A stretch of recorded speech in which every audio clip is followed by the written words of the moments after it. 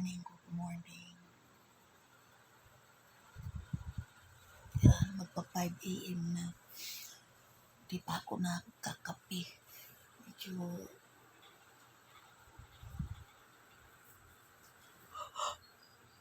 harap. Yung mga lalabs. Nandito si nalaban ko kasi yan. 3 days kong pinatuyo.